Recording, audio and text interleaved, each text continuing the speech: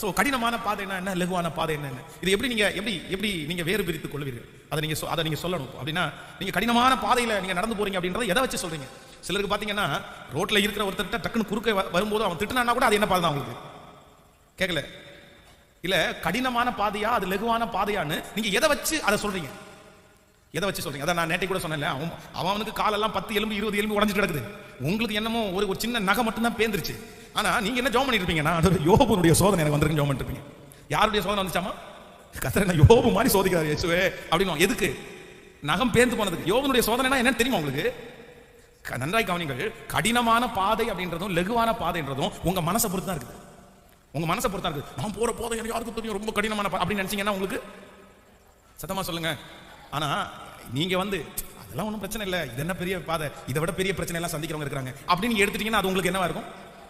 இப்போ நீங்க டிசைட் பண்ணீங்க உங்களுக்கு கடினமா லகுவா? நீங்க கடினமான பாதையில போறீங்களா லகுவான பாதையில போறீங்களா?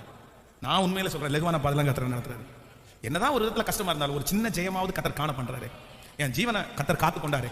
நான் இன்னும் நிர்மூலமாகலையே. அப்ப நான் சொல்றேன், நீங்க என்ன கடினமான பாதையில போறீங்க? இல்ல இன்னைக்கு இத்தனை பேர் நடந்து உட்கார்ந்து இந்த சர்ச்சில் அட்டன் பண்றீங்கல்ல, நான் உண்மையில சொல்றேன் நீங்க கடினமான பாதையில போவே இல்லை. கடினமான பாதையில போறோம்னு சொல்றவங்க 1.5 வருஷமா ஹாஸ்பிட்டலுக்குள்ள ஒரு ரூமுக்குள்ள அடைஞ்சு கிடக்குறாங்க. அவங்க தான் அவங்களுக்கு வெளியே வர முடியாது. அவங்க 1.5 வருஷமா ஒரு ரூம்ல அடைஞ்சு கிடக்குறாங்க. ஆனா நம்ம இதெல்லாம் வச்சுட்டு என்ன பண்ண தெரியுமா? ஆண்டவர் என்ன உபத்திரவத்தின் பாதையில நடத்துறாரு. எதுவும் நடத்துறாராமா?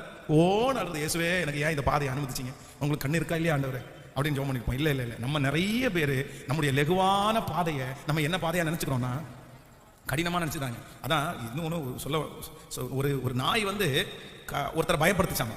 ஒரு நாய் கத்துது, நடந்து போகும்போது கத்துது. புதுசான ஆள்னா கண்டிப்பா நாய் என்ன பண்ணும்? அந்த அம்மா சர்ச்சில் ஓன்னு அழுது, ஏன் அந்த நாயை அனுப்புறீங்க? அந்த நாய் என்னை பார்த்து கொலைச்சிருச்சு, நான் பயப்பட்டேன் தெரியுமா, நான் பயந்தான் தெரியுமா, இப்படி ஒரு பாதை தேவையா ஆண்டவரே, எனக்கு இவ்வளவு கடினமான ஒரு பாதை, நாயெல்லாம் என்ன கத்துது அப்படின்னு ஓன்னு அழுது அழுது அழுது. எதுக்கு? ஏசு நாமத்தில் சொல்லி ஒரு கல்ல தூக்கினாலே அது என்ன பண்ணி போகுது? அது கொஞ்சம் நேரம் தொடர்ந்து வந்தாலும் சரி இன்னும் பண்ணாது அப்படின்னு அதுக்கு போய் இவ்வளோ கடினமான பாதை. அந்த மாதிரி சின்ன சின்ன விஷயத்துக்கெல்லாம் நம்ம என்ன பண்ண முடியாது. டீ கொட்டிருச்சுன்னு வைங்களேன் நம்ம ஆட்களுக்கு, அவ்வளோதான். அது என்ன பாதை கேட்கல? கடினமான பாதை. டீ கொட்டுனா கடினமான பாதை. வண்டியில் போகும்போது டயர் பஞ்சர் ஆயிடுச்சுன்னா என்ன பாதை? அது கர்த்தர் என்ன சோதிக்கிறாரு. பெட்ரோல் முடிஞ்சிச்சுன்னா அடிக்காதது நம்ம தப்பு, அதை நினைக்க மாட்டோம். கர்த்தர் என்ன பாதையில் நடத்துறாருன்னா கர்த்தர் என்ன கடினமான பாதை நடத்துறாரு. இல்லவே இல்லை ஆண்டவருடைய பிள்ளைகளை. நம்மை கர்த்தர் சில நேரத்தில் எப்படி தான் நடத்துறாருன்னா லகுவாய் கரவலாடுகளை அவர் மெதுவாய் நடத்துறார். ஆண்டவர் என்ன கடினமா நடத்துறாரா லகுவா நடத்துறாரா நீங்க செக் பண்ணி பாருங்க. 1000 பேரை கம்பேர் பண்ணி பார்க்கும்போது உங்க வாழ்க்கை பெட்டர்னா பல மடங்கு பெட்டர்.